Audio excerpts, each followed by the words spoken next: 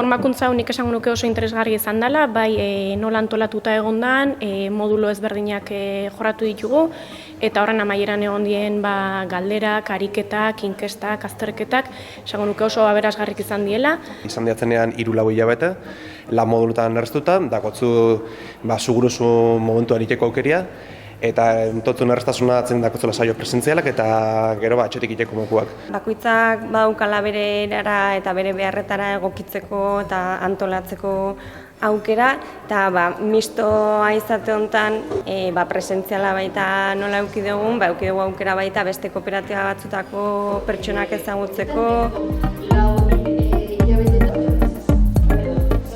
Oso modulo autoexigentea izan da, baino interesgarria, nik uste asko ikasi dugula, azkenen kooperatibaren oinarriak, nundi gatozen, gaur egun nun gauden, eta ze aukera dauzkagun bai bazkide garenetik, edo sartzen garenetik bukatzen dugun arte. Saio presentzialetan eukidun gonbidatuak oso kompetentziak izan direla eta ikasi dutela nibentza pertsonalki esnekixen gauza asko lagunar hori eta fagortaldeari buruz.